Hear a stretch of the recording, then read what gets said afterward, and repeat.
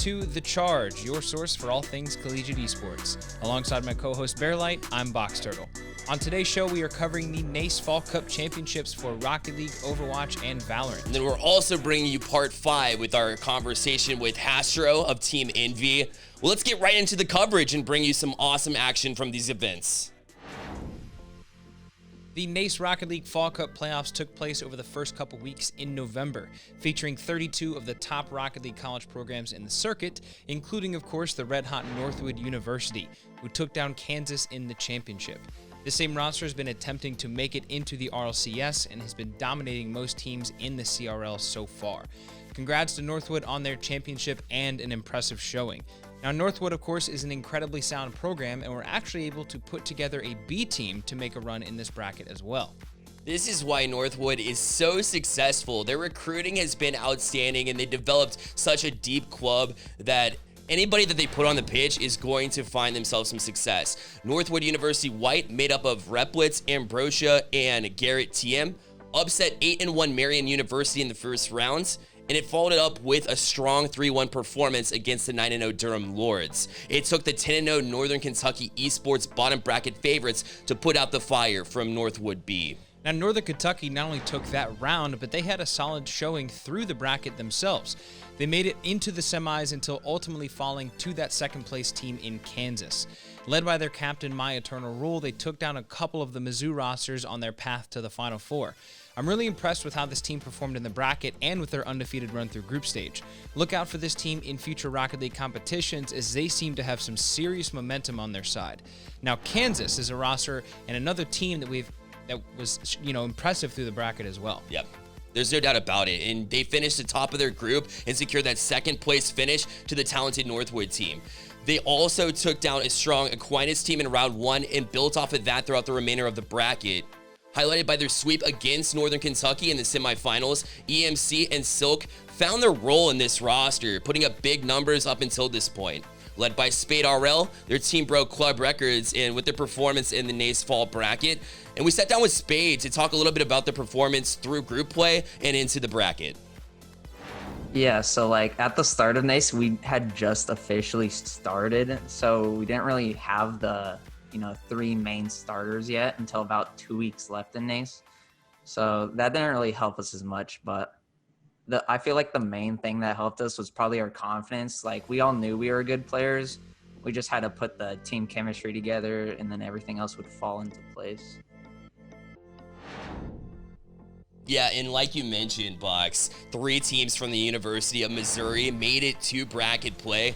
And although an early exit from 2 of those rosters, we saw Mizzou Gold make a push into the semifinals. With sweeps in round 2 and the quarterfinals against Michigan Tech and Widener University respectively, it took tournament favorites Northwood to take them out. And it never really feels particularly good to be eliminated from the bracket, but it's hard to be upset when you get edged out by Northwood, who just happen to be the more well-rounded team this season. No, you're definitely right. And overall, we saw some amazing matchups from the NACE Fall Cup and Rocket League. And we are super excited to see all of these teams compete in the future and future Rocket League events. Check the link in the description below for the full bracket. The NACE Overwatch Fall Cup playoffs followed some other important Overwatch events that gave us a pretty good idea of what to expect from this tournament. After winning the Harrisburg Invitational and the TESPA Varsity Series recently, Northwood, of course, takes the victory in the NACE Fall Cup. They worked their way through Mizzou and Boise State on their way to the final, where they won in commanding fashion with a sweep over the Midland Warriors. We talked with Morb, the captain of the Northwood roster, on what he thinks gave them the edge over the competition in this tournament. So we all live in a room together. So I have Landon's in front of me and Cowman's behind me, and we're all together. So we hang out a lot and we're really close all together. But I think what allows us to be so good and consistent is that Northwood has given us this special opportunity to continue our professional careers outside of TESPA. So we still play in TESPA, we're still the Northwood team, but also they're allowed to keep playing in contenders. So 4 of us are in contenders right now. The 2 that aren't are me and Tyler. But, just being able to continue on your professional career and keep playing and play at the highest level consistently, that's what allows us to be the best, I think. And I'm sure this isn't going to be the last time that we talk about this Overwatch roster from Northwood. But congratulations to them on a solid victory in the bracket. The rest of the bracket was full of some great matchups as well, as we see Boise State was able to qualify for the playoffs with 2 separate rosters. Boise State A made it to the Final Four with their B team skating through the bracket before losing to the semifinals Ontario Tech team matchup. Impressive performance by Boise State, but it should be no surprise given how well this program is run. Yeah, you're totally right on that. Boise State is, of course, an excellent program. This Ontario Tech roster also seems to be proving why they are a top program as well. They finished top of their group in the Valorant Fall Cup and worked their way to becoming a Final Four team in Overwatch as well. They took down the great Shenandoah program in round 1, followed quickly by Boise State B and Southern New Hampshire. Slifer really impressed me with a few huge DPS plays in their team fights, and I think that was a big reason for their success in this bracket. I think it was as well. We have also talked about Mizzou a few weeks back in their talented team. Although we did not see a finals appearance from them, we did see a group play finish of 10-0 and a run into the quarterfinals before facing off with Northwood Overwatch. Although Northwood took the series 3-0, all the maps were very close and Mizzou fought the entire way. A few big moments for Northwood coming through on team fights, but overall, a very impressive performance by this Mizzou squad against some of the best across the country. No, it definitely was. This Mizzou team is super impressive. We've seen them, of course, many times before at the top of a lot of these competitions. But again, congratulations to Northwood University on their win, but teams across the bracket really showed up for NACE and it was really awesome to see. As Overwatch competitions through TESPA gear up for the holidays, we'll be keeping our eye on all of these impressive teams and bringing you more Overwatch coverage in the future. Well, a couple of large upsets to start off the NACE Fall Cup Valorant playoff picture. We saw Ontario Tech and Eastern Kentucky both finish their group play undefeated, but then they had early exits in a tightly contested matchup. Box, let's start off with the surprise of the bracket first, Shenandoah University. What a story for this underdog team. No, you're definitely right. They went 3-2 in the group stage and nearly missed the playoffs. Nonetheless, Shenandoah made it in and reached the semifinals after an impressive win against Northwood in round 1 and an intense revenge win against their group rival Eastern Kentucky in round 2. Although dropping the series to the eventual champs in Northeastern, which Shenandoah was able to accomplish, is just a perfect example of a no-quit attitude that champions utilize. And meanwhile, on the other side of the semifinals bracket, there was powerhouse teams Mizzou and Boise State, and it really did feel like a heavy weight matchup. We talked about the impressive lineups put out by Boise State a couple of weeks ago. Well, Mizzou was able to take out both of their teams and come away with a nail-biting 2-1 win against their A roster to advance to the finals. Yeah, and awaiting Mizzou in that finals was none other than the relentless Northeastern team. After 5 games in group stage and 3 rounds in the playoffs, both teams came into the finals completely undefeated. Yet another hefty performance in the finals from Northeastern as they do win the NACE Valorant Fall Cup playoffs, sweeping Mizzou Esports in 3 maps, all of which they won by 6 rounds or more. So really impressive finish from them. We actually sat down with the captain of Northeastern, Right Armed Goon, to figure out more about their tournament title. I think it definitely helped that everyone on the team came from a competitive shooter background. 4 of our members, including myself, came from Counter-Strike, with Cloud coming from Rainbow Six. And we all started in beta. Wham Lab and I were actually playing in tournaments, collegiate tournaments, during beta against some other top schools. So I think we got a little bit ahead of the game in terms of the collegiate scene. Hey, well, congratulations to Northeastern for their incredible run in the first ever NACE Valorant Cup. There's so much excitement surrounding this new esport, so we'll definitely cover Valorant more often here on the show as well and watch it closely and see if Northeastern can continue their dominance in the Valorant scene.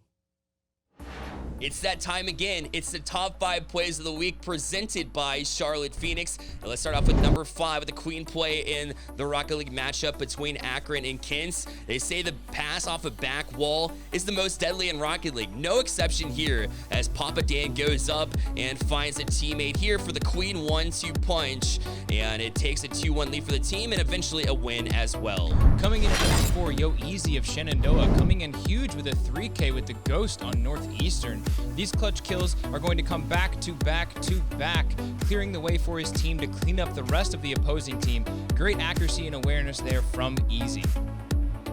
And at number 3, one of the biggest rivalries in CRL right now, Nova and Stockton. Dark adjusting to find Bussy on the back wall for a clean shot and an incredible angle.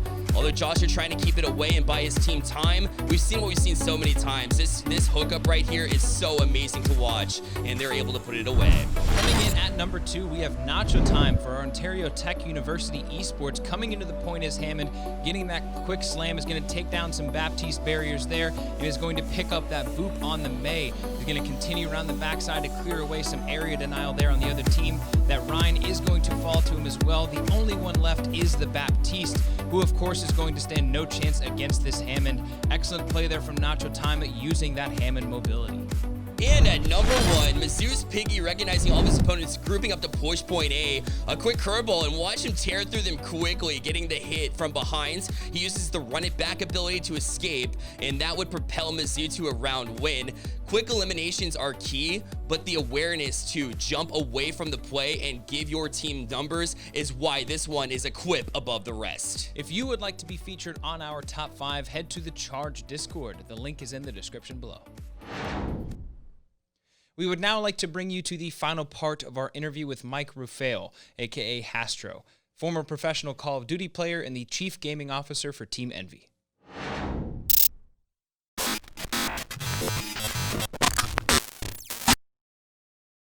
Talk about a little bit about the future of Envy Gaming. What do you see as you look out on the horizon, let's say 5 years from now? What would you like to see? What's kind of that crystal ball look like based on what you can or cannot talk about anyway?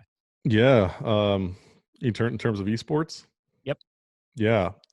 Look, I think a couple things.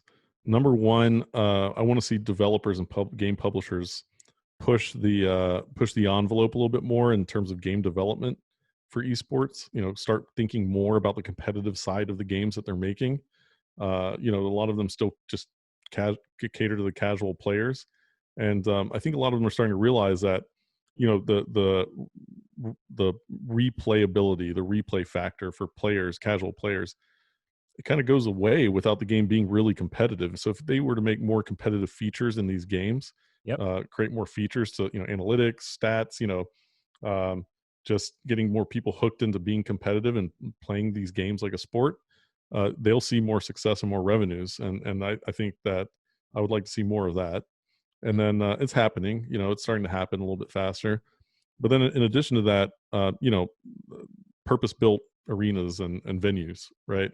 Like, we're selling out the largest arenas in the world, and we're playing in some big venues, packing them in, selling lots of tickets. But we're always playing in these venues that are like, NBA arenas, basketball arenas, or hockey arenas, now. And I'm trying to kind of be on the forefront of that to create purpose-built esports arenas that, are going to be able to seat 5,000 people, right, to watch esports. And the experience is catered to esports first, right? Yes, we can throw concerts in there. Sure, we can have a volleyball tournament or a basketball tournament inside our arena, but they're going to be in our world, the esports world, and not vice versa. And that'll do it for this episode of The Charge, and we thank you so much for tuning in. We're going to be taking a break for the next week for Thanksgiving, so you can catch the next episode 2 weeks from now. Colleges, don't forget to submit your content for the $10,000 content competition, and also you can reach out at the Discord, the Charge Discord, to find out more information about how you can submit your content. Also, our November season recruitment leagues are underway again. That's going to be through Rocket League, League of Legends, and Rainbow Six Siege. If you're a high school student and you want to find out how to participate in these leagues, go to eastbin.gg and find out how to register. You can follow us on Twitter at stay_plugged_in to see updates on what we are doing every day. Drop a like, hit subscribe, and turn on notifications so you never miss an episode of this show. You can find me on Twitter at HugeBoxTurtle. And myself at Bearlight Gaming. Thank you so much for watching this episode of The Charge, and remember, stay plugged in.